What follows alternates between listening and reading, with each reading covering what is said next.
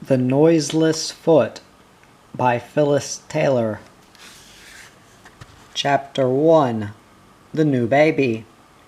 In a damp and lonely Lincolnshire landscape, encompassed by the whole circle of the horizon, the checkered green and brown of the little fields, crisscrossed with black hawthorn hedges, stretched as far as the eye could see.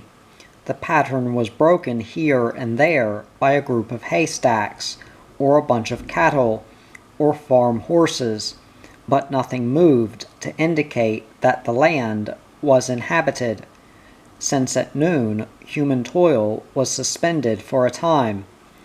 Bisecting the foreground, the straight country road seemed to lead from nowhere to nowhere. Then a solitary cyclist came into view, riding purposefully somewhere. His grey Norfolk jacket and countryman's cap were appropriate to the surroundings, but there were other indications that he was a man apart. The spruce white collar, the black beard and flashing eyes, the alert and inquiring glance, revealed a man more familiar with intellectual than with agricultural activity. He was in fact the recently appointed headmaster of the little village school at East Stockwith, near Gainsborough. George Taylor was proud of his achievement in attaining to this, his first headship. The post did not represent the peak of his ambition. Now that he had a wife and family to support, he would in due course seek a wider sphere, but his new position would do for the moment. He had left behind the Lincolnshire turmoil and the threat which the pit had always presented to him, and was happily absorbing the peace of the countryside. The road ran close beside the river. On another occasion he might have dismounted, leaned his cycle against a gate, and crossed the road to climb the grassy river bank. Then he would have seen below him the muddy waters of the River Trent, and watched for a moment in case the Eger should come roaring along. That dangerous tidal wave, which even so far inland swept up the river at certain times, and piled high in a wall of water, its bulk constricted by the narrowness of the channel. Today, however, he was in a great hurry. His wife, Nance, was expecting to give birth to her second child at any time, and George was anxious about the forthcoming event. Marriage and parenthood had been a source of unimagined happiness to him. His own development had been warped, when he was only 13 years of age, by the sudden death of his mother. He was the youngest, but one of a large family, and henceforth was at the beck and call of his elder sisters, on whom devolved the task of running the village shop, which supplemented the earnings of their father, and was indeed providing a substantial sum for their inheritance. They had scant patience for George's interest in book learning, and were for ever resting him from his studies to fetch and carry, or to knead mountains of dough, or tend the baby, until he began to despair of ever achieving his objective. The alternative was that he should earn his living by working in the local coal mine. At last, through the good offices of the vicar of the parish, George was enabled to set his feet on his chosen path. At 14 years of age, he became a pupil teacher, and at 18 an assistant master in a large village school near Wigan. He was so keen that during his pupil teachership, after the labor of the day, he would walk to St. Helens 3 miles distant, to attend night school, and once a week go to Liverpool, 11 miles away, for more advanced instruction. In time he won a scholarship and was admitted to Chester Training College, where he lived a very frugal life since his father allowed him only a rudimentary sum as pocket money. At the end of his course of study, he was appointed to a post as a trained, certified teacher in St. Lawrence's School, Liverpool. In the year 1893, George went to live in lodgings in Liverpool and threw himself into the new routine with vigor, since his work was not only his means of livelihood, but also his hobby. His social relationships were circumscribed. Out of school he was much too shy to seek the companionship of the opposite sex, nor could he afford to take part in the recreations of his colleagues, who counted him a prude, and a mean one at that, because he declined to spend his evenings in public houses with them. He knew that in order to attain to his goal in life, he must not spend money wastefully. He went to school every day with empty pockets, so that he could not be tempted, for instance, to ride home on the tram car. George's sterling qualities were, however, appreciated by his headmaster, Mr. Minnie, and by the chairman of the Board of Governors, Canon Major Lester. The latter urged him to take a degree examination, advising him to aim for a Bachelor of Arts degree of London University, and George immersed himself still more deeply in his studies. He would sit at the table in his lodgings, eating his solitary meals, with the lesson books propped up against the teapot, and accept whatever the landlady put before him, so long as there was rice pudding at dinner time and jam for tea. Now and again George would take time off at the weekend to go and visit his father. The old man was very proud of his son, and assured him that when he himself died, there would be an ample portion for George in the tin trunk under the bed. The young man was now approaching 30 years of age, and his thoughts often concerned themselves with marriage, but it seemed to him that this was a state of bliss which would never be accessible to him. He sought in a wife those qualities which had been so dear to him in his mother: uprightness, dignity, intelligence. None of the village girls, nor the lady teachers on his school staff, filled his requirements. Then suddenly he fell precipitately in love. One raw day, as George dismounted from the train in Liverpool, on returning from a visit to his father, he saw a lady on the station platform struggling to put on her cloak. Shyly he offered his assistance, as she turned towards him, and he saw the laughter in her eyes, the rose-petal cheeks, her curls, the color of newly minted pennies. His lurching heart was committed. They walked together towards the exit, and when he learned that the lady was a young widow living with her sister in Southport, in the home of her recently deceased mother-in-law, he was bold enough to ask permission to call on her. George's intermediate degree examination was impending. When that hurdle had been negotiated, and he had the proud satisfaction of writing after his signature, Inter B.A., London, he felt equipped to undertake matrimony. He went home to see his father and ask for a portion of his inheritance. The old man was dying.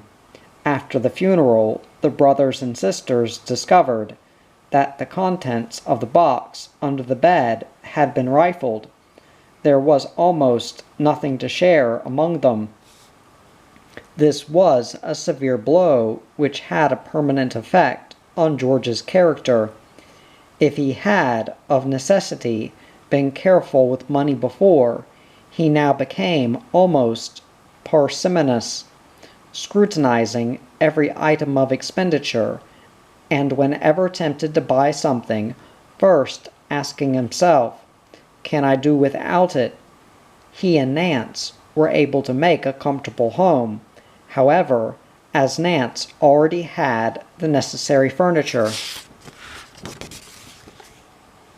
In the year 1902, George left Liverpool with his wife for an appointment in the town of Retford on the other side of England, and when their first child was born, a daughter, his pride and happiness knew no bounds. On this minute specimen of humanity now was centered his whole purpose in life. For her he would redouble all his efforts, and in her would he bring to fruition those aspirations of intellect whose fulfillment had been denied to himself. After George had been appointed to his present post, he found that the double responsibility of running a home and a school now put an end to his hope of completing his degree, and he began to channel his love of study into those paths which would help him to make educated men and women of his country lads and lasses. Nance was perhaps not quite so happy as he was in the new environment. Their home was in the village of Walkereth, near Gainsborough, a hamlet containing a few cottages and a couple of farms. The river, which could be crossed only by a ferry which the ferryman propelled by hauling on a rope, separated Walkereth from other larger villages, and there were no shops, no schools, not even a church, nearer than East Stockwith. Rose Cottage was a pleasant house, surrounded by a garden whose back gate opened directly onto the river bank. All the way along the top of this bank there was a fringe of poplar trees, whose leaves, incessantly rustling, provided a monotonous accompaniment to the still more monotonous tempo of life in the village. After the bustle and gaiety of Southport, the clattering of the carriage wheels, and the clanging of bells on the tram cars, Nance found this desolation hard to bear, and on winter evenings when George was busy in his school enthusiastically introducing farm laborers to the vision of Piers Plowman, or teaching aspiring bank clerks how to reckon, she would sit with her sewing in the lonely cottage parlor, and shiver to hear the sighing of the wind through the poplar trees. As George approached Rose Cottage on this January day, he saw another bicycle outside the gate. The midwife must have arrived. He hurried to wheel his machine into the garden, shut the gate behind him, and went indoors. Claire, Nance's younger sister, was setting his meal on the table. She answered the unspoken question in his anxious eyes. "Listen," she said. A faint cry came from upstairs, and George strode up them 3 steps at a stride. George went to his wife and saw at once the disappointment in her eyes. "It's another girl," she said. She had wanted to present him with a son, but George was happy at this safe delivery, and ready to lavish love on his younger daughter as on the elder. Thus, on the 25th day of January, in the year 1906, I entered the world, and soon there were 2 little girls playing together in the garden of Rose Cottage. My sister must have suffered a severe shock when she saw a usurper in her mother's arms. She who ever since she was born had been her mother's delight and her father's pride, was now required to sit in the background in her perambulator while this upstart received all the attention. Later on, however, when we were put to sit together in the pram, she soon found an easy way to assert her authority. She had only to stamp on my feet to cause a howl of rebellion. By the time we were toddlers, we had formed the habit of waiting at the gate for the return of our father from school at tea time. One summer day when George came home, he was disappointed to see no one there to welcome him. He looked on the lawn and under the cherry tree. We were not there, so he went indoors. Nance was busy making scones for tea. After a kiss of greeting, he said, "Well, Mother, where are the little girls?" "Aren't they in the garden?" said Nance. "They went out a minute ago." George went to have another look. Perhaps we were behind the honeysuckle hedge. He glanced down the long path, and suddenly his heart failed him. The gate onto the river bank was ajar. He raced down the garden and out onto the grass. There was no sign of the little girls. Terror and anger were now mounting in him. At the top of the bank he looked over. There we were, playing in the mud, halfway down to the water. If the eager had come sweeping by at that moment, we should certainly have been carried away. Without a word, George took us one by each hand and marched us through the gate. Then he upturned us each and spanked us soundly, and we ran howling to Mother. Her indignation was not easily assuaged, in spite of George's assurances that he had only spanked us to discourage us from going through the gate again. Early in the year 1908, George brought home news of the impending opening of a new council school in Scunthorpe, a town about 20 miles distant. A headmaster was required to take charge of this day school of 375 boys and girls in an ironstone mining district. Would Nance be happy in such a place, he wondered. Well, it would at least be a town, said Nance, and the post would be a wonderful opportunity for George. This was George's opinion, too. What an incomparable opportunity it would be to start a school, to build up his own traditions, to guide, through their school life, untutored minds along the paths of scholarship, to inform and inspire the young, and inculcate the right principles, to try to satisfy the thirst for knowledge without quenching it. George decided to apply for the post. He composed his letter of application carefully, reading it aloud to Nance and inviting her comments. Then he selected testimonials to accompany it, and forwarded the application to the county authorities. In due course he was called up for interview. He made the tedious journey by train, and on arrival found that he was one of 3 candidates, another of whom was the nephew of His Majesty's Inspector of Schools for the area, resplendent in frock coat and silk hat. George himself was neatly dressed, as always. He had substituted for the school suit his striped wedding trousers and a black jacket, but he still felt he must appear a country bumpkin in comparison with the young man of more exalted connections. But a few days later, an official letter arrived. The headmaster of the new Crosby Council School at Scunthorpe was to be Mr. George Taylor, Inter, B.A., London. Chapter 2. First Lessons. Our new house in Scunthorpe, the only vacant home which would accommodate The handsome Victorian furniture stood next to the parish church day school, at the end of a row of tightly packed houses, all opening directly onto the street.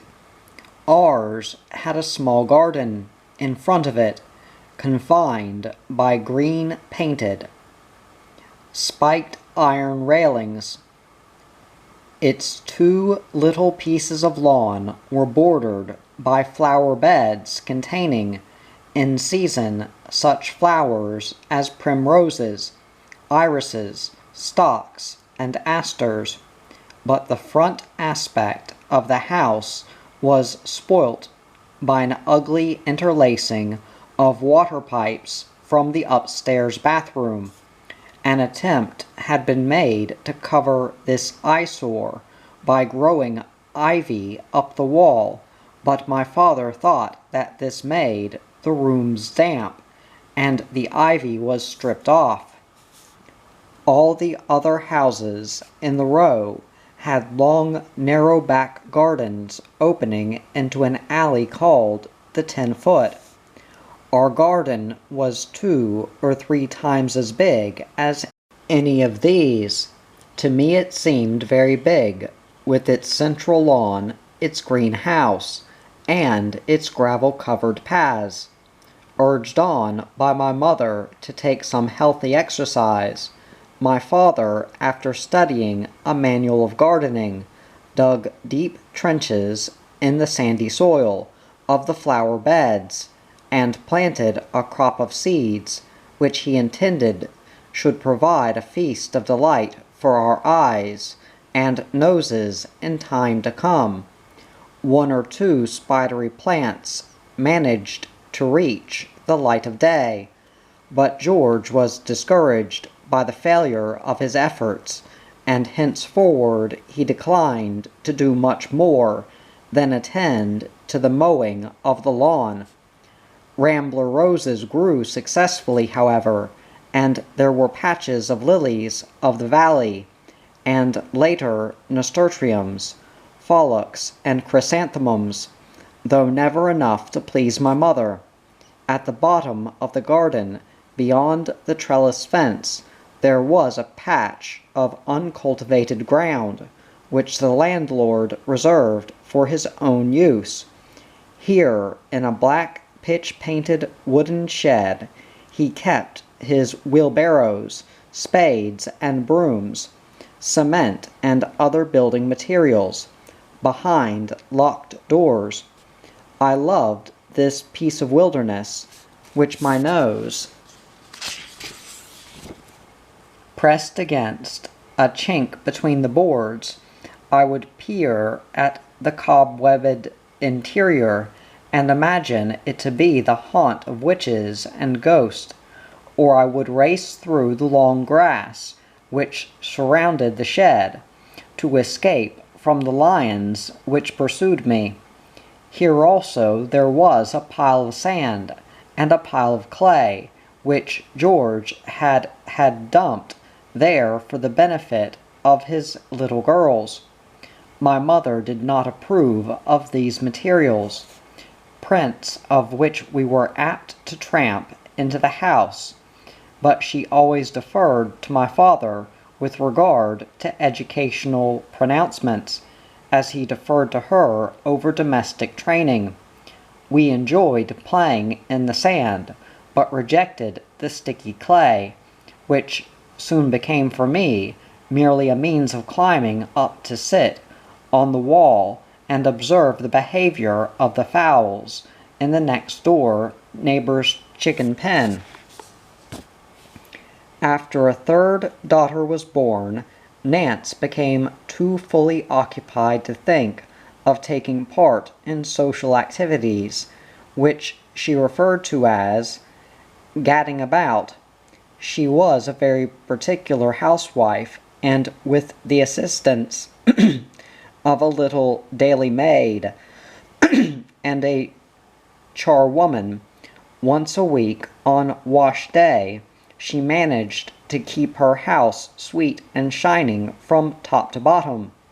brasses gleaming and furniture polished, stove blackened and hearth sand-stoned, steel fender and fire irons as bright as silver, kitchen tables scrubbed and brick floor red-rattled. In the evenings she tucked and pleated and gathered the garments which the little girls outgrew so quickly, or, in the summer time, topped and tailed the gooseberries and currants, and made jams and chutneys to fill her cupboards for the winter. No one would have dreamed of suggesting that she should go out and enjoy herself at night, leaving her babies in the care of someone else. One day, when I was 3 or 4 years old, I became aware of a chill in the house. There were unusual comings and goings, and when the maid took me into the room where my parents were sitting, I sensed there was something between us, a barrier which in some way filled me with awe, because I did not know how to overcome it. My mother held me tightly for a moment, and we returned to the kitchen.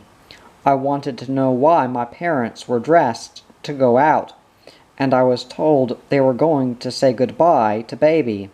Little Ina, the youngest child, had died of meningitis at the age of 18 months. This was a great grief to them. George could hardly wait to test the intelligence of his children, watching their responses when he waved a lighted candle in front of their eyes, or when a train could be heard passing over a level crossing. At an early age he began to introduce us to the letters of the alphabet. He hung round the living room large cards, each bearing an alphabetical symbol, and we played games at spotting the vowels, or distinguishing between capitals and lowercase letters, or seeing how many letters we could recognize and name within a given period. Soon a school must be found for us. The enrollment of pupils at Crosby Council School had by now increased to such an extent that it had to be divided into 2 departments, each under its own head teacher, so a partition had been erected down the middle of the assembly hall, and the girls' department was separated from the boys'. This decision upset my father very much. He wanted to be able to direct his daughter's education himself, and after some urgent correspondence with the education authorities, he obtained a special dispensation allowing him to enter our names in the admission registers of Crosby Boys' School. I did not begin to attend school until I was 7 years old, when I went straight into Standard 1 of the boys' school. My teacher was a round, motherly little lady named Miss Smith, whose most alarming threat when I fidgeted or chattered unduly was that she would sneeze me. I sat in class surrounded by about 50 little boys with red cheeks and running noses, little boys with short corduroy trousers and long black stockings, little boys with sleeky oiled hair and sharp-edged, stiffy, starched white collars. They all wore hobnailed boots. School was my joy and delight, except on Friday afternoon, when, because I was a girl, I was required to get on with my knitting while the little boys played with plasticine. In round, through, and off, I murmured laboriously to myself as I wound the horrid, scratchy red wool round the slippery little steel needles in the effort to produce a piece of plain knitting long enough to make into a cuff. which my mother promised me would keep my wrist warm. With concentrated toil, I managed to complete one cuff, but before the other was halfway through, one afternoon, when I had a headache, I burst into a spasm of such passionate weeping that Miss Smith, alarmed, quickly substituted for the ball of wool a dollop of plasticine, with which she helped me to make a beautiful gray replica of a pansy, and I was happy again. Under Miss Smith, the study of the 3 R's became an adventure. Problems, for instance, were represented to us in the form of puzzles, written up on the blackboard half in words and half in pictures, substituting neat little pictures for the words in brackets. She would inscribe, for instance, "A little bird laid 7 eggs in a nest. A naughty boy came and took 2 eggs. How many eggs were left in the nest?" We squawked away with our slate pencils as we worked the puzzles, watching Miss Smith write up the sums, listening to the stories she told us, of magic tables, for instance, laden with food, appearing before a little girl, lost in green fields, beside babbling brooks, traveling round the world with her as we read of life in other lands. I decided early that there was nothing I wanted to do in life so much as I wanted to teach, like my daddy and Miss Smith. I could not begin to learn to be a teacher, I had been told, until I was 18 years old. That was, I made the calculation with a little difficulty, 11 years hence. How could I endure to wait so long? One day my father brought me a thrilling surprise. A traveler for a firm of educational suppliers. A German had sold him a child's blackboard, which could be converted into a desk. Above the board there was a frame containing a scroll mounted on rollers, which could be wound to reveal a series of pictures to copy. The symbols on the first roll were undecipherable to me. They presented the letters of the alphabet written in German script, but there were 2 more alphabets which I loved to copy, one in copper plate and the other in capital letters. The other rolls showed line drawings of chairs and tables and houses, pots and pans, toy soldiers, and other toys. This blackboard kept me happy for hours a day, especially on rainy days, and I would line up my dolls in front of it and teach them. Church-going was a regular feature of our family life. On Sunday mornings we breakfasted early and then went through the ritual of putting on our best clothes. My favorite outfit consisted of a purple hat and coat, with a black velvet muff suspended by a cord round my neck. The muff was lined with white satin and decorated with a bunch of artificial violets. The ensemble included, of course, long black woolen stockings and high-laced leather boots, the strings of which crisscrossed round pairs of black studs, and white silk gloves, the feel of which set my teeth on edge.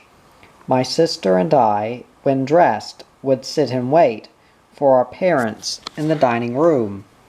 Joyce was generally occupied with a book, but I liked to watch the members of the boys' brigade forming ranks outside the school, and then marching off to church, with their bugles sounding.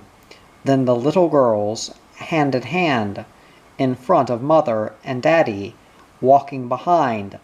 The party set off up the street, past the white cottage at the top of the road, with its door in 2 halves, like a stable door, past the end of the narrow little street where large families lived in tiny houses, and on weekdays ragged and sometimes barefoot children played in the dust, past the market hall and the Bluebell Hotel, on towards the railway station. The parish church, not yet 50 years old, was not a historic monument, but it was a graceful building in the Perpendicular style whose tower would have dominated the landscape if it had not been for the smoke-blackened chimneys of the steelworks which intervened. To a 7-year-old the service was tedious, but I knew that our parents were proud of our good behavior, and I did my best not to fidget. As the vicar made his way to the pulpit to give the sermon, all the Sunday school children rose in a body and were ushered out by their teachers. I could not help envying them. There were compensations, however, for us who remained behind. A little man would come out, like a jack-in-the-box, through a trap-door under the organ, only to disappear as soon as the sermon came to an end. I imagined him busy with his pumping engine in the dark, like a dwarf in one of Grimm's fairy tales. As the vicar expounded again one of the "thou shalt nots," I would snuggle up to my mother and hold her hand and bury my nose in the sweet-smelling fur of the necklet which fell from her shoulders.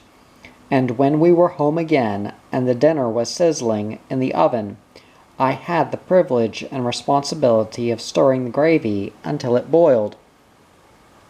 Occasionally there was discord. One of us would wail, "I don't want to go to church." I liked to play with a little draper's shop which someone had given me for my birthday, and the charge, "Now, Phyllis, hurry up and get ready for church," fell as a rude interruption. While the coat was buttoned and the hat straightened, my resistance would increase, so that by the time my father took me by the hand, I was ready to cry. On one occasion, as we walked up the street, I began to howl audibly. The farther we went, the louder I roared. Before we reached the end of the street, Daddy turned suddenly, and we began to go back home. I found this a very satisfactory outcome to my rebellion, and my tears subsided. Without a suggestion of a scolding, I was led through the garden gate and in by the glass-paneled door, which was shut firmly behind us. Then my father whisked me over his knee and spanked me.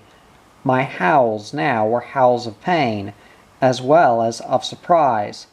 In moments of emotional stress, he tended to be rather heavy-handed, but I knew that the relationship between us was founded on love, and presumably I did not suffer any sinister side effects. The God above the bright blue sky, although remote, was a reality to us. Mother said prayers with us at bedtime, and Miss Smith told us stories and showed us pictures of Jesus, who was our brother. I tended to confuse the accounts of the miracles with stories of magic, told perhaps in consecutive lessons, but it did not occur to me to question the authenticity of the incidents described. I had several little friends in the neighboring houses who came to play with me in the garden. My father had had a swing erected, and the moment I came home from school, I jumped onto it and went sailing up into the branches of the sycamore tree, or towards the fence which separated the garden from the playground of the school next door. It was fun to watch, from this elevated angle, the cleaner with her mop and pail making the schoolroom ready for the next day's labors. On the other side of the garden, between our house and the house next door, there was a high brick wall. If I climbed onto the rockery and then onto a stone strategically placed, I could see what was going on in the next garden. The father and the eldest son of the family were steel workers, and there were one or two younger boys who, with their friends, would generally be playing some wild game up and down the paths. One Saturday afternoon, when there was comparative quiet beyond the wall, I mounted my rock to watch the proceedings. At first, I was shocked to see that the little boys standing there with their backs towards me were relieving themselves against the opposite wall. I knew I ought to step down at once, but I still stayed to observe. I was fascinated to see that they were inscribing their initials on the wall, and soon I had withdrawn to the seclusion of our outside WC to try to emulate them. This feat appeared to be impossible, and reluctant to be beaten, I took the problem to my mother, who told me in displeasure that it was not at all nice of me to spy on little boys, and forbade me to climb on the rockery again. One hot afternoon, some months later, however, I was up in the forbidden spot again. This time there was no one playing in the yard, but the eldest son, just returned from his shift at the works, was sitting on a stump with his back towards me, dangling the baby on his knee. He was stripped to the waist, and I could see that his back had been burnt scarlet by the sun. I suddenly had an idea. I could make him happy by giving him a refreshing, cool shower. I fetched a pail and filled it from the outside tap with ice-cold water, and struggled with my burden to the rockery. In the greenhouse there was a syringe for watering the potted geraniums. I quietly fetched this, sucked it full of the cold water, and with the drips running backwards down my sleeve, I climbed onto the rock. Resting the syringe on the top of the wall, I took aim.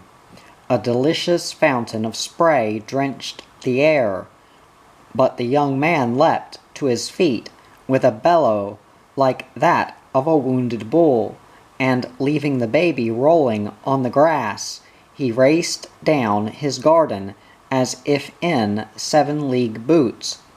He was onto the compost heap and over our wall in a bound, while I fled screaming for my mother. As he pounded down the garden path, my terror increased.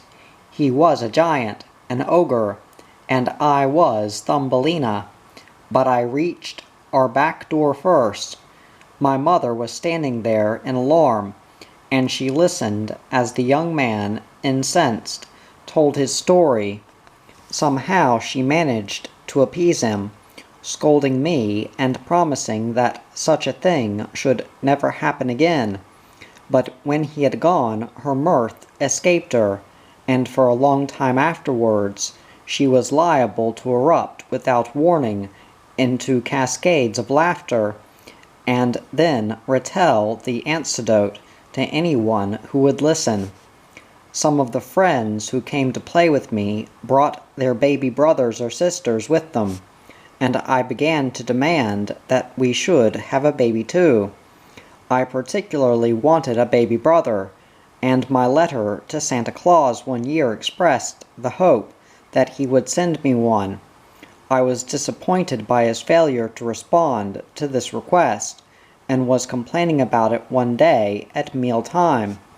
Why didn't Santa Claus bring a baby, I asked. Perhaps he didn't have one to spare, suggested my father. Lots of people want babies. This was a reasonable explanation, but couldn't he always get one? Where do babies come from? I asked suddenly. There was a pause. Then my mother said, My mother told me that she found me under a gooseberry bush. I knew she was just being waggish, and I said, "That's silly. Where do they come from?" "The doctor brings them." "Well, where does he get them from?" "He brings them in his little black bag." "But where does he get them from?" "Come now," said my mother, "eat up your pudding." "When I grow up," I said, "I shall marry a doctor." Nobody made any comment, so I continued, "And I shall make him tell me where babies come from." "Oh, I don't suppose the doctor tells his wife," said my father. "But that's not fair," I cried, fiercely indignant. "It's the mother's baby. She ought to know." My mother must have decided that this interest in babies needed an outlet. She made some inquiries, and soon I had the joy of taking out my baby. Her name was Dorothy Mary Ashe, and she lived in the next street. I watched with serious attention when her mother bathed her and clasped her with devotion, when I was allowed to nurse her and pushed her perambulator proudly down the street on Saturday mornings. I decided that I would have lots of babies when I grew up. Auntie Claire was always included in our summer holiday adventures. Sometimes we made the long journey across England to stay in Southport, and sometimes she came to Scunthorpe to visit us. There was not much entertainment for the visitor in Scunthorpe in those days, but Mother was always delighted to organize a picnic. Our favorite haunt was the field beside the railway line, on the edge of Appleby Woods. Here we gathered primroses in April, calling at the farmhouse nearby to collect drinking water, to fill our picnic kettle. In May we went through the woods to find forget-me-nots, to put on little Ina's grave on her birthday, and in June we filled our arms with rhododendron branches. One year we took several children with us. We had been given emphatic instructions not to go right into the woods, because we might disturb the pheasants, which were nesting there, and if the eggs became cold, the pheasant chicks would die. While the grown-ups were clearing up after the meal, the children played hide-and-seek among the bushes. Ina and I ran off hand in hand to find a really secret hiding place, where no one could find us. We ran along the fringe of the wood. Then we jumped over a deep dry ditch and scampered off across a carpet of brown beech leaves and past the rhododendron bushes. Suddenly, something seemed to explode in our faces. A hen pheasant rose up from our very feet, leaving behind her on the ground a nest full of eggs. We counted them, 16, 17, 18 eggs, growing colder every moment. "Oh, Ina, what shall we do?" I wailed. "The baby chicks will die." "Oh, I wish Daddy was here." "What shall we do?" "We mustn't let the eggs get cold." I was in such distress that Ina volunteered to go and find Daddy. She handed me her white flannel jacket and ran away through the bushes out of sight. I squatted down to keep the eggs warm and waited there all by myself. The cries of the children floating from the distance soon faded and left me alone in the silence of a hot June afternoon. I began to feel frightened. Where was Daddy? Why was Ina so long away? My sense of duty to the baby chicks kept me at my post till I could bear it no longer. Then I spread Ina's white jacket over the eggs to keep them warm, and off I ran to find the others. When at last I did meet up with them, I had forgotten the way to the nest, and since there was a train to catch for the homeward journey, Ina had to go home without her new jacket. The next day, Daddy and I made the trip all over again. The train journey seemed much less exciting this time, but we found the coat and had to be content with that. Chapter 3. War is declared. At Crosby School, when classes were dismissed for the mid-morning and afternoon breaks, the boys' playground was soon full of boys of all sizes, darting and whooping, squatting in a corner with their marbles, or just leaning against the wall. I enjoyed racing around with the noisiest ones until the day when I fell on the stony playground and took a raw, red piece out of my elbow. After that, I had to stay indoors with my more sedate sister and sit by the fire in the headmaster's study, an upstairs room which was seldom used by anyone except us. To reach it, you had to climb a flight of stone steps. It was almost an attic room, lit by a sort of dormer window high up in the wall, and furnished with a table and chairs, bookcase, cupboard against the wall, and the acting box, a tall crate under the window containing costumes for school plays.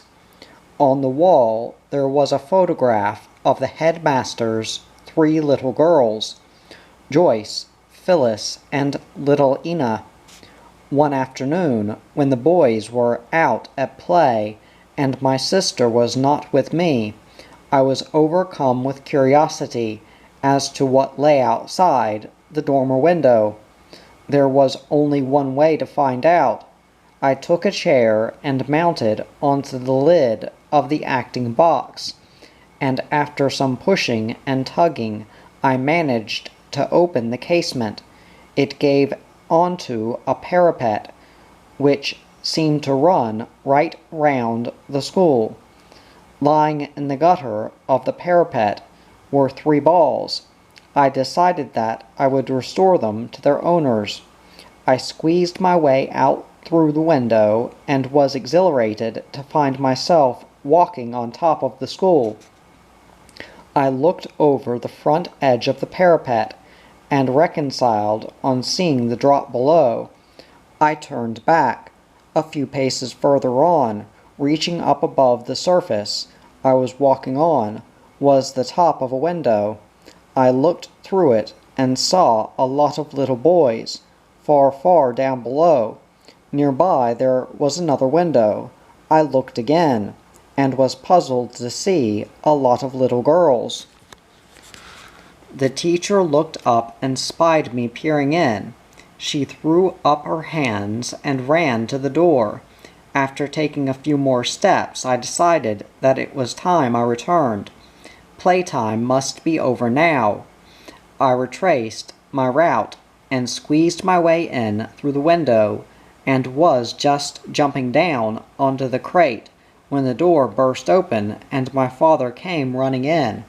His reaction to his fears on my behalf took its customary turn.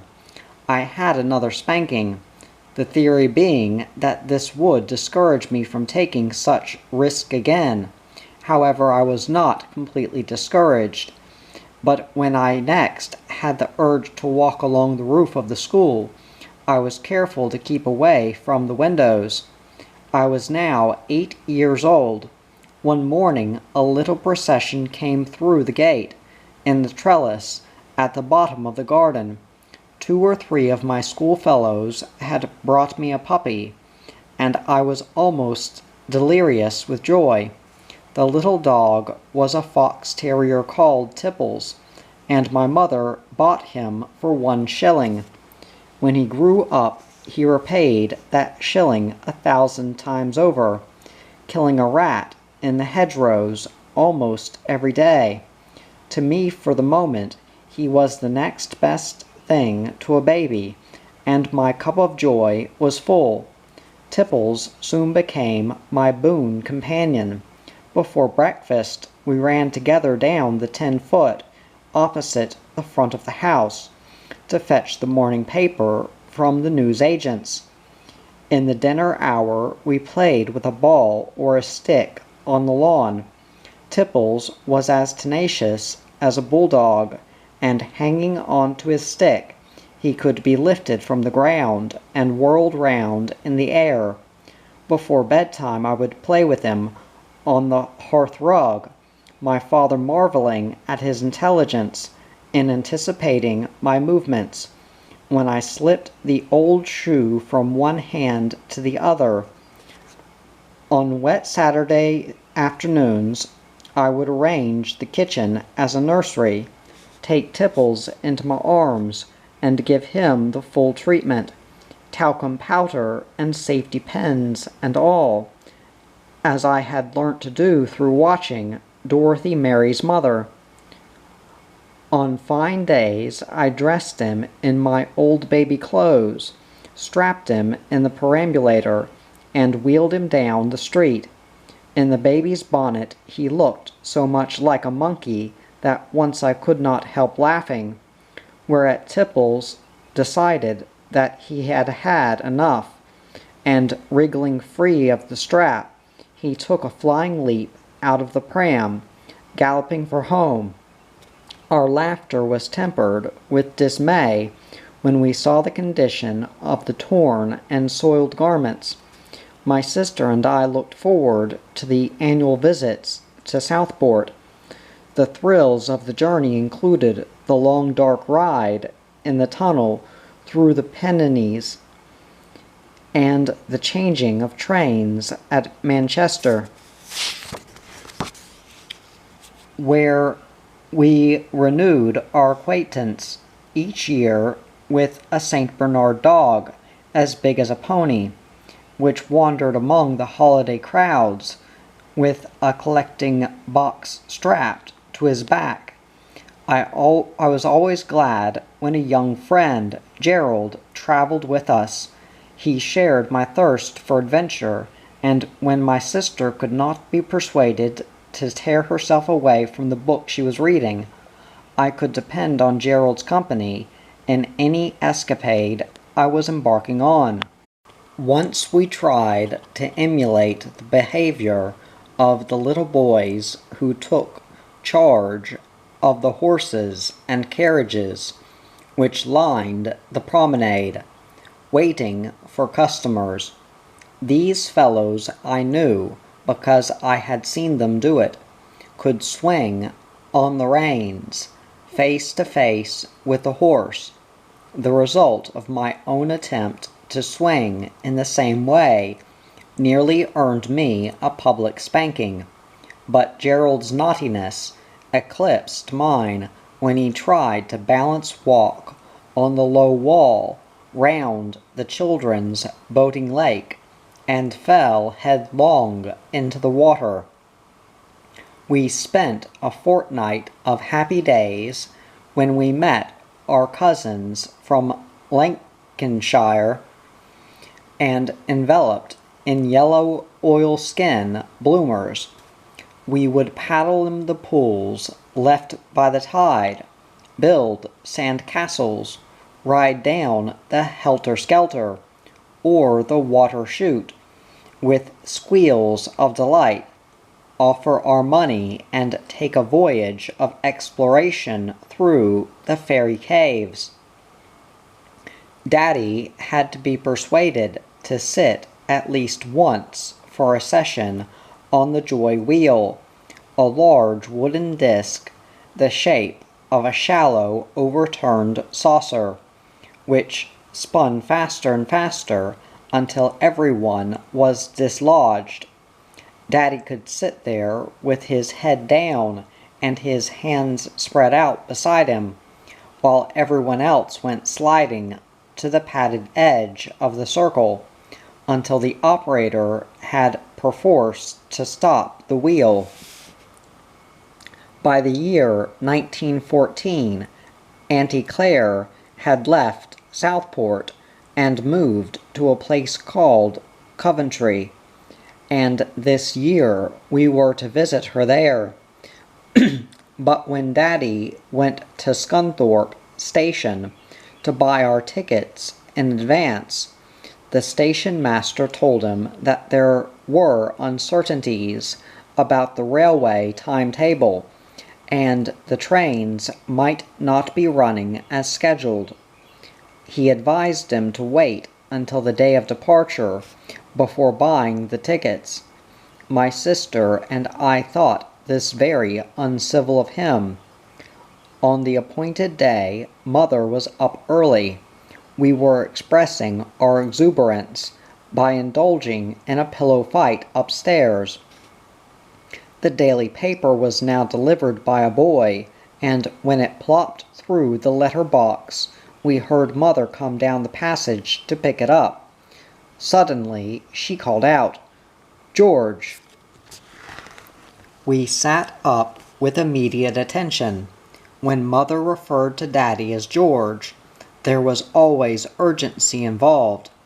Daddy was in the bathroom, with his ears full of soap. "George," Mother called again.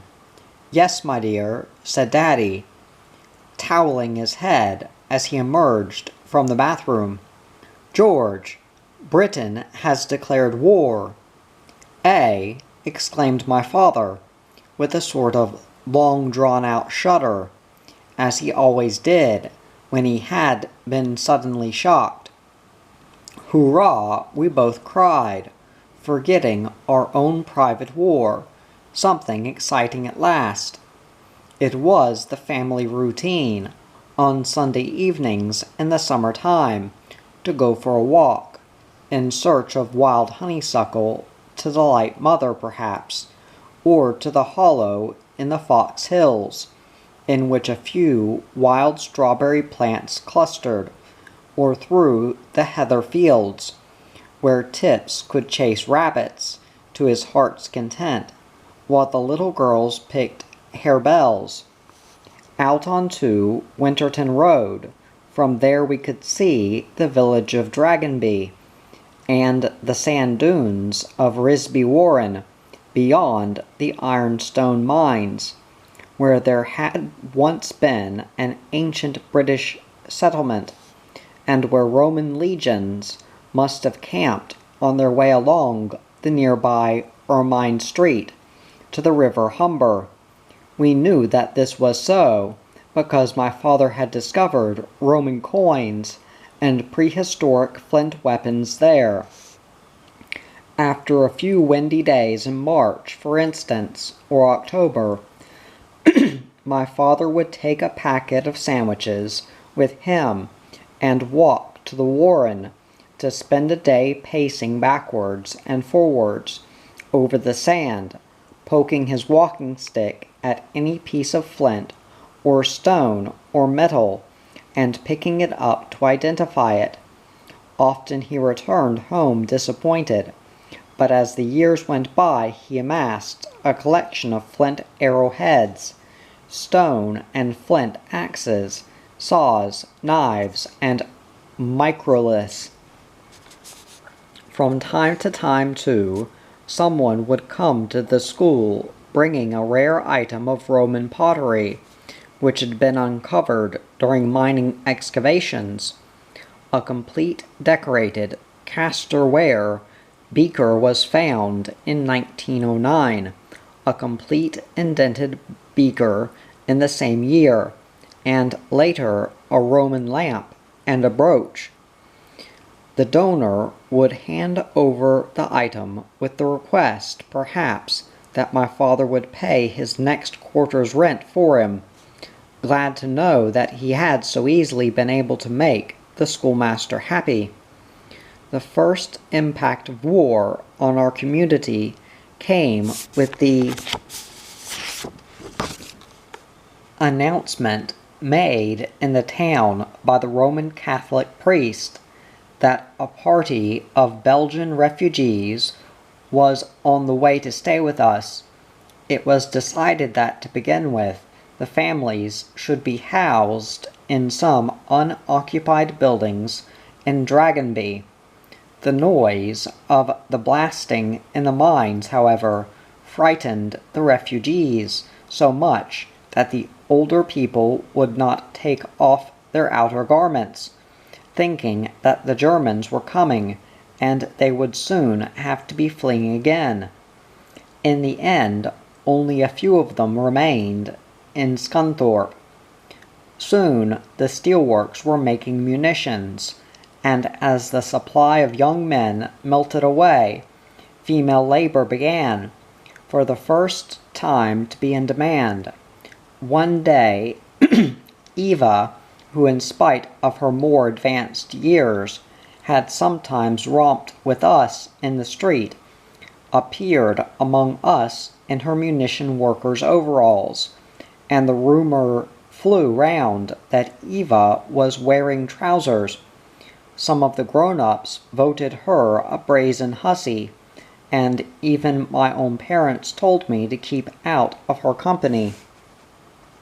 My mother was very anxious to have a part in the war effort, but felt she had no skill to offer, until my father suggested that she should make use of her skill as a cook.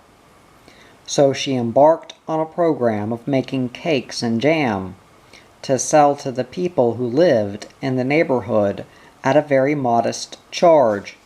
She limited the profits to a penny on a cake and 2 pence on a jar of jam, keeping careful accounts and sending a check for the profit made to the local branch of the Red Cross at regular intervals.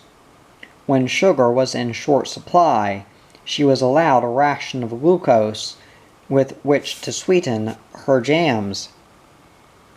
My sister and I acted as saleswomen, carrying our laden baskets from door to door on Saturdays and summer evenings. My sister preferred to call at the front doors of the houses. Most of these opened directly onto the street. I would explore the 10-foots, delighting in the surprise offered by back gardens with chickens and rabbits in them. One old couple even had a donkey stabled in their backyard. There was always a welcome for me at Ina's house. One cold winter morning I went into the kitchen, and Ina's mother called down from upstairs that I was to sit by the fire and warm myself. There was a stool placed invitingly in front of the glowing fire. The stool had a clean cloth spread over it. I took off my gloves, stiff with frozen snow, and sat on the stool. Ina collapsed in giggles, unable to communicate the joke she was enjoying. It was not a very comfortable stool, so I stood up again. When her mother came down the stairs, Ina explained that I had sat in the dough for homemade bread, which had been put to rise. As I came to the homes of my classmates, the temptation was strong to put down my basket and join in the games of cowboys and Indians, or pirates or smugglers, that were sure to be going on, though my conscience, pricked by my mother's reproaches, generally enabled me to resist such impulses. But when Albert promised me that in a few weekly lessons he could teach me to ride a bicycle, I fell from grace. Albert was 9 years old, and his father had bought him a bicycle big enough for a 12-year-old. So thick wooden blocks had been fitted to the pedals to accommodate his short legs. This added to my difficulties, but the difficulties were overcome, and when I found that I really could ride a bicycle, I was so thrilled that I could not keep the affair a secret any longer. "I can ride a bicycle," I announced triumphantly. "Ride a bicycle?" echoed my mother. "Whose bicycle?" I faltered for a moment, then replied frankly, "Albert's." "A boy's bicycle?" exclaimed my father. "Yes, she can't really ride it," commented my sister, discrediting my claim. "Yes, I can. But how do you get on it?" asked my mother. Albert holds it for me. And how do you get off? Well, I generally fall off. Then, anxious to assure them of my prowess, I continued, I can nearly get on by myself. How? Said Mother. I stand on the pedal with one foot and throw the other leg over the saddle. You'd better not let me see you doing that, said my father. Can I have a bicycle? I asked. My parents exchanged glances. Please, I begged. When you are a little older, said my father. As the war progressed, it grieved my father to know that the lads who had so recently been his pupils, and who had in many cases shown such promise in their first jobs, were now condemned to the life of the trenches. He wanted them to know that the old school was concerned for their welfare, and to this end established a rota for the posting of parcels to each one in turn. He invited the present pupils to bring to school magazines, cigarettes, and chocolate, and to make contributions of pennies and half-pennies towards the purchase of other good things. Every contribution was recorded and accounted for, and the headmaster, with the help of older pupils and staff, spent much time in packing parcels to send to camps and barracks all over Britain, and to the army post office in France, and later to prisoner-of-war camps. Letters from the grateful recipients of the parcels were read aloud to the school. Many of them began with the cryptic remark, hoping this finds you in the pink as it leaves me at present.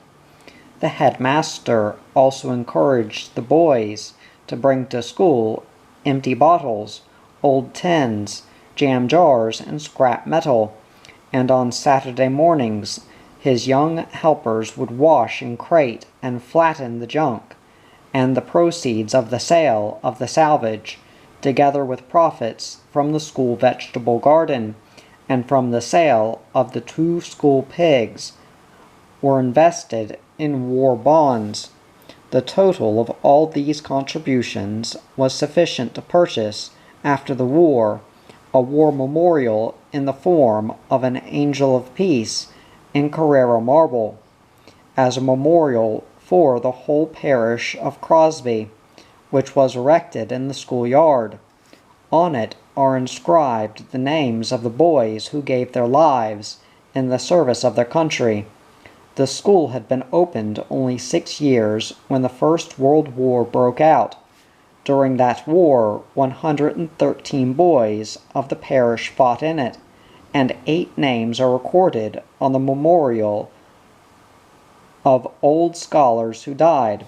So it became a shrine to the mothers, one of whom was especially distressed by the loss of her son, who had been posted missing. For a long time she lived in the faith that he would one day lift the latch again and walk in on her unannounced. But at last she accepted the fact of his death, and brought her flowers to put, with the others, round the monument. She would look up at the statue of the angel, with its upraised arm pointing to heaven, and sigh, Poor old Ernie, he wore a lovely lad. Chapter 4. Air Raid Precautions. One night, at the beginning of the year, 1916, I was awakened by the sound of my father's voice, agitatedly demanding that the light be put out.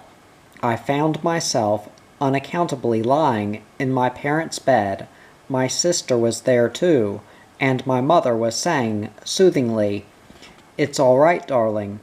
There's been a thunderstorm," while my father paced backwards and forwards, insisting that the candle was giving too much light. The thunder still rumbled overhead, but I fell asleep again, and it was not until the next morning that I knew it was not thunder that I had heard. There had been a Zeppelin raid during the night, during which 20 high-explosive and 50 incendiary bombs had been dropped on Scunthorpe. The casualties were slight. 3 people had been killed and 5 injured, and 1 or 2 buildings damaged, but most of the bombs had buried themselves in the sandy soil of the garden allotments round the steel works. A few nights later, before the tea things had been cleared away, and while the remains of my chocolate birthday cake were still on the table, the gas light suddenly wavered. "First warning," said my mother, with a look of alarm. My father, who was just putting on his boots preparatory to returning to school to take an evening class, hesitated. The light was restored, and we began to clear the table. A few minutes later it plunged again, and we were in the dark. "An air raid," said my parents, both together. Notice had been given in the local newspapers that in the event of the threat of another Zeppelin raid, warning would be given by the fading of the gas light, and the townspeople had been advised that in such an emergency they should get out into the fields away from the town, as next time the bomb aimers might make a direct hit and the whole town burst into flames. So after a moment of shock, my mother said urgently, "There isn't much time. Daddy, get the blankets and the push chair. Children, put on your hats and coats and tie up your boots. Hurry now." The food on the table, including the precious birthday cake, was whisked into the pantry, the blankets piled into the push chair, all gas taps turned off. A few minutes later we were out in the street, with the crowds streaming along in the dark towards Crosby Hill and the River Trent. Babies cried and mothers hushed them. People pushed loaded perambulators and bicycles. Angry men told each other to put that fag out. Tipples, of course, accompanied us, and he was trotting along nimbly on the end of his lead when he became aware of the presence of his enemy from next door. Spot was a strong and leggy fox terrier who sometimes invaded our property. He had the sense to keep behind the trellis fence, but even so Tipples would not tolerate his impertinence, and fierce battles raged, with the trellis work between the combatants. There was already a hole in the lower part of the gate that was big enough for a cat to jump through. When Tips realized that Spot was within reach of his jaws, a rumble escaped from his throat. I said, "Stop it, Tips," but just then he hurled himself into the fray, and the throng scattered. I quickly dropped the lead, and the battle continued. My sister and I were yelling, "He'll kill him," when somebody aimed a kick, which winded Spot, and the dogs were separated.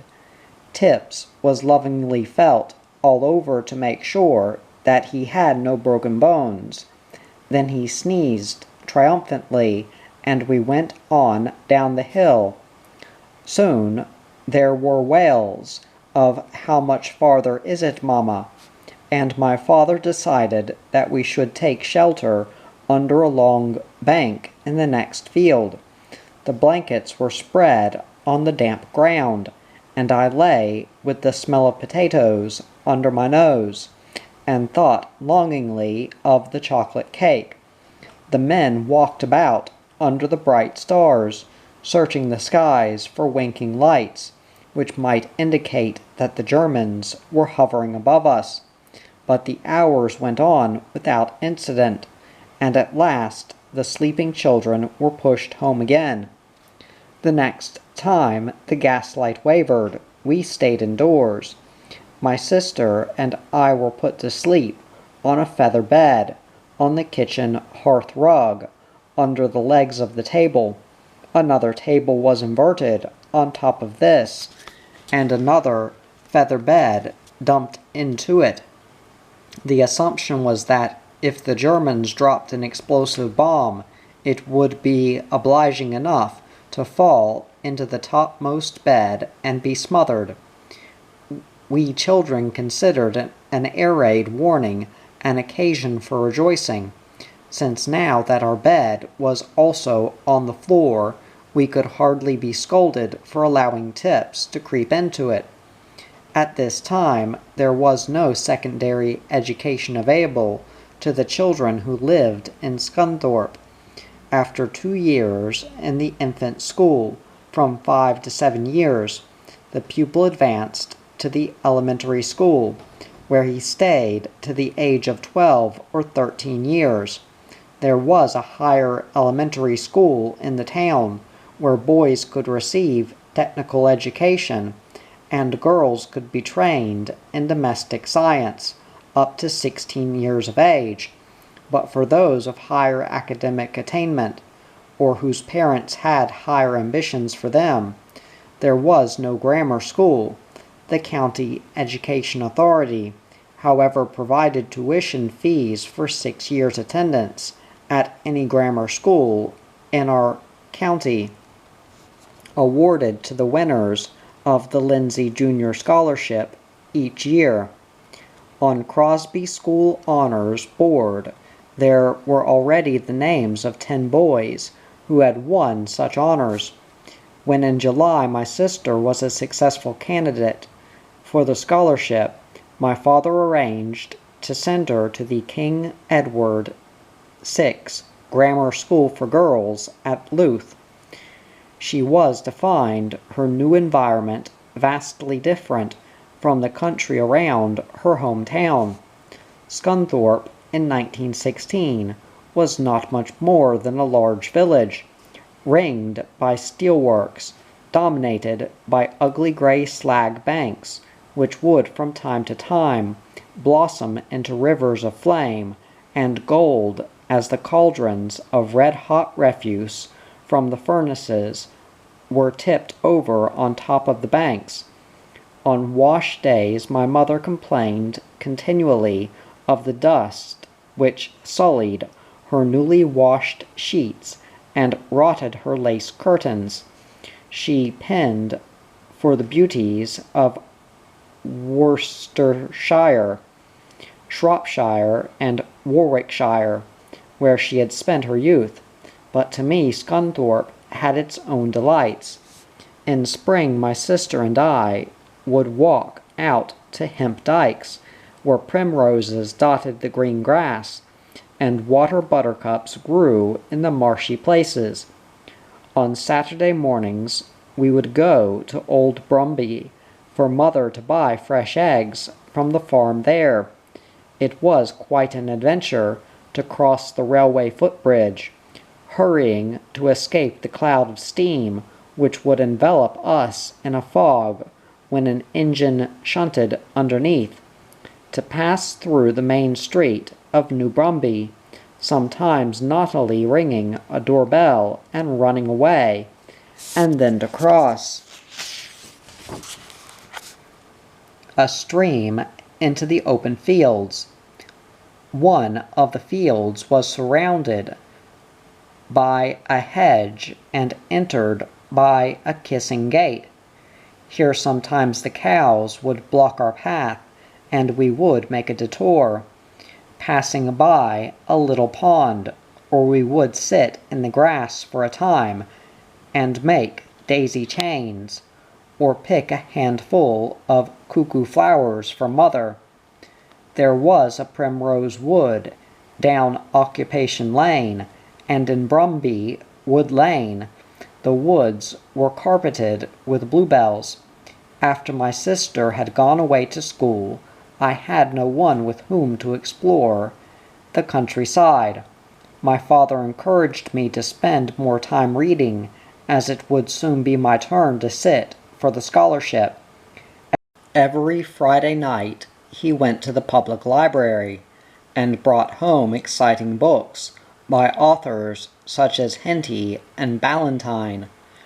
I also borrowed copies of Wide World magazines, which had been brought to school to send to the boys in France. Tales of encounters with bears in Canadian forest thrilled me much more than stories of tiger hunts in the Indian jungle, and I sighed with longing to go to Canada some day. During the week, on most nights, the aspiring scholarship winners would gather at school at 7 o'clock for an hour of special coaching by my father. It never occurred to him that anyone should be required to pay him for this. He undertook the extra work because he saw that some of his boys were intelligent enough to benefit from it, and because he loved teaching. Attendance at this night school was entirely voluntary, but there was always a good muster of pupils, probably because my father succeeded in making learning fun. He relied chiefly on praise and encouragement, building on what the boy could do, and not humiliating him about what he could not do. To me, my father was a hero as I walked to school with him, trotting along by his side with my hand in his. It would give me pleasure to hear the confident, "Hello, Mr. Taylor," from every child we met, and when some little fellow said proudly, "I'm coming to your school when I'm a big boy, Mr. Taylor," I shared his happiness in knowing that they all loved him too. On our Sunday walks, my sister and I would run to Daddy with every strange, wild flower we found, and he would know its name, or if not, he would look it up as soon as he arrived home in one of the books that lined his study walls. In winter time he knew the names and positions of the constellations, and would point them out to me, telling the myths which were associated with them as we walked to school. My mother was a woman apart, though I did not recognize this fact at the time. She was shy of making new acquaintances, and had no use for flattery and insincerity, which she referred to as gush, and as a result she was considered by some of her neighbors to be uppish. But she had a heart which was deeply affected by word of the misfortunes of others, and would set out unobtrusively to lend a helping hand to any one she knew to be in need. If my father told her of sickness in the family of one of his pupils, a father with tuberculosis for instance, mother would contrive to save enough out of her modest housekeeping allowance to buy an extra dozen fresh eggs from the farm, and send me round to the house with them, or she would send an ailing mother a tonic in the form of a bottle of Burgundy and a bunch of flowers, and every time she made soup, she would fill a jug with hot soup for me to take to the poverty-stricken old couple who lived across the road. Mother had a sense of fun, and also a strong sense of duty, but she was not very patient, and always said that she could never have made a teacher. She was a good organizer, a trait which my sister sometimes found irksome, and she and my father shared each other's interest, though she did sometimes complain ruefully that he loved his school better than he loved her. whereupon he would insist that it was because he loved her that he spent so much time at school. The headmaster of Crosby Boys' School believed that young people could not mature properly without discipline. He also believed that discipline should not be merely enforced on the young as an imposition by some in authority, but should be assimilated by them through contact with disciplined adults. He himself, therefore, being a dedicated teacher, saw to it that he dressed neatly, worked conscientiously, attended punctually, spoke courteously, lived uprightly. He would arrive at school each morning soon after 8:30. At 20 minutes to 9, the great bell was tolled to give warning to the lie-abeds, and at 5 minutes to the hour, the headmaster himself went out with a hand-bell, even into the street, to hustle on the laggards. If any scholar arrived after the others had gone indoors, he joined the line in the corridor until the headmaster came round. If there was no acceptable excuse for the lateness, the boy took his punishment, one stroke of the cane, the sting of which was intended to deter him from repeating the offense. When all the boys were in the classrooms, and 5 minutes had been allowed for the marking of the registers, a teacher who could play the piano would open the instrument in the assembly hall and begin to hammer out a strain such as the Soldiers' Chorus or the War March of the priest. At this signal the classroom doors would open and the hob-nailed boots would beat out a tattoo, left, right, as the boys marched to their places in the hall, all marking time until the command, "Halt," was given.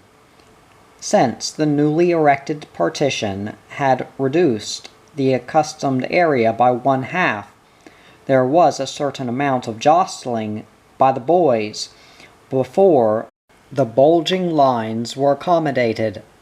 Before the singing of a hymn, there was generally a short period of voice training. The headmaster would stand in front of the school, pumping away on a little harmonium, and joining in the singing exercises with enthusiasm. Up the common chord they went, coo, coo, coo, coo, and then down the scale full tilt, coo, coo, coo, coo, coo, starting in the middle C, and working up scale by scale to G, by which time they were ready to sing like angels. The first hour of the school day was, by regulation, devoted to the teaching of Scripture, when we learnt by heart the Beatitudes, or the Commandments, for instance. Then followed lessons connected with reading, writing, and arithmetic. There was a mid-morning break of 10 minutes, when all the children went outside. They congregated in a roofed-in part of the playground if the weather was wet. The teachers stayed in their classrooms during this break, preparing their blackboards for the next lesson. At 10 minutes to 12, a bell rang, and a number of boys in the older classes would stand up, and at the teacher's nod would leave the class and go racing down the road to their homes to collect a basket containing dinner for their father at the steel works. During the school dinner hour, they had to run all the way to the works, perhaps eating their own sandwiches on the way. In school at noon, a bell rang to announce the end of the session. The classroom doors were opened, and a note was sounded on the piano. Then the great before meat was intoned to the tune of the doxology. Father in heaven, from whom proceed the gifts of love thy children need, bless to our use what thou hast given, and feed our souls with bread from heaven. Amen. The classes at the far end of the corridor were likely to end up a few syllables ahead of the others. Then, to a martial rendering of the soldiers, chorus, etc., the footsteps echoed in strict tempo to the outer doors. When the liberated children poured onto the schoolyard. After the lunch hour, the assembly procedure was repeated. The lines formed up in the yard. The late comers, if any, were reprimanded or punished, and the boys stood at their desks to sing the grace after meat. To thee, O Lord, our thanks we pay for all thy gifts from day to day. Thy children bless, and grant that we may feast in paradise with thee. Amen. The afternoon periods were given up to more recreative activities, such as hand and eye training, when we made careful measurements on white card and cut out strips to make into ladders and chairs and tables. For a long time I wondered what this had to do with handy night raining. Plasticine work and painting were other afternoon joys. Each of the double desks was supplied with a tiny box containing 4 colors, with which we were encouraged to experiment in the mixing of other colors, together with a small sable-haired brush and a jar of water. Each boy brought a flower to copy. According to the season, it might be a snowdrop, a sprig of mimosa, a wallflower, a pansy, or a spray of autumn leaves, and the boy's aim would be to win the teacher's comment. Good, I could pick that one right off the paper.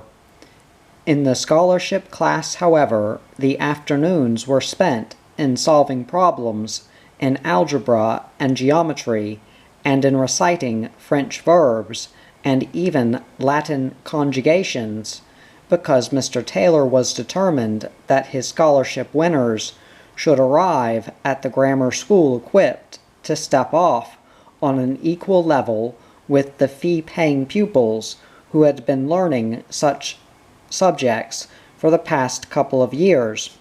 History and geography were subjects that were brought alive by the display of prehistoric weapons picked up by the headmaster on Risby Warren and exhibited in the school museum cupboard, and by the specimens of ore-bearing rock and fossils contributed by local mine workers, as well as by expeditions to such places as the church in the village of Broughton, where a grove in one of the pillars indicated the way in which the Crusaders had sharpened their swords when they went to the church to keep vigil, before setting out on their crusade, or to Auchborough Hills, overlooking the confluence of the River Ouse and the River Trent, where the paths of a maze cut by the Romans were still clearly defined in the grass. Sometimes Mother would be co-opted to organize a picnic to Thornton Abbey, which involved the excitement of a train journey to see the ruins of an abbey which had been suppressed by Henry VIII. Every kind of educational enthusiasm was encouraged at Crosby School, but though I could share the boys' interest in worms and tadpoles and caterpillars, I did wish they would not catch butterflies and skewer them on pins to struggle in agony for half a day at a time. On one occasion I watched a cabbage-white butterfly begin, as I thought, to excrete, but one of the boys said excitedly, "Look, she's laying eggs," as a string of little silvery pinheads emerged. In the end I protested to my father about the immolation, and he provided the boys with a killing bottle. I found it fun to go to school at night. For one thing, my father obviously enjoyed teaching us. Then after the class was over and my father was making his nightly patrol of the school to ensure that all windows were shut, all cupboards locked, and all classroom doors closed, I would accompany the boys to a little shop nearby, where they would take it in turns to treat me to a halfpenny worth of fried potato chips. As soon as the last light in the school had been turned out, I ran back, so that my father would find me waiting in the schoolyard when he came out. By Easter time in the year 1917, the evenings were light enough to allow me to go by myself to school. I could not wait for tea time to be over, so that I could virtuously gather my books and set off for night school. I ran all the way there to meet the boys, and continue the game which had been interrupted the night before. I was always the heroine about to be scalped or roasted alive, and saved in the nick of time by a posse of galloping cowboys. One evening, when I asked to be excused from the tea table, my mother said no. I looked at her in astonishment. "I have to go to school," I reminded her. "You can wait and go with your daddy," said my mother. "But that's another half hour," I exclaimed. "I can't wait all that time." "That will do," said my father, and I bit my lip. "Then why can't I go?" I asked. "People have complained. You have been making too much noise up there." "You mean I can't ever go by myself again?" "No," said my father, "you will go with me, and try to behave like a lady instead of a little hobbledehoy." Tears of anger and frustration filled my eyes, but I saw that argument would have no effect. On the way to school that evening, rebelliously submitting to being held by the hand, I said over and over again to myself, "I won't learn. I won't learn anything. I'll fail the beastly scholarship, hateful busybodies, I won't learn." That wits untied, since the elementary schools had a week's holiday, and Luth Grammar School did not, my parents decided that we would go and stay in Luth and visit my sister. This involved a tedious train journey, though the distance was only about 40 miles. We had to change trains twice en route. First at the rural junction of Barnetby, where we had to wait for 20 minutes, and then again at Grimsby. It was evening before we reached the hotel where we were staying, and I was sent to bed early. Hours later my mother woke me, whispering that there was something I ought to see. The bottom sash of the window was wide open, and the sky outside was pale with moonlight. The air was full of an unfamiliar humming sound. As we knelt in the dark at the window, a great gray cigar shape floated across between the clouds. A zeppelin on its way to drop its load of bombs on some unsuspecting community. "Is it going to Scunthorpe?" I whispered to my mother. "Maybe," she replied, and when she had closed the window she tucked me in with a prayer. On Whitsunday morning we went to the service in the beautiful parish church at Luth, and I tried to catch my sister's eye as she sat demurely among the rest of the school boarders. The next day my father and I were up early to watch the crocodile of girls set out for their morning walk before school. When the mistress in charge invited me to join the crocodile, I was bashful but thrilled, and I began to hope that I should manage to win a scholarship after all.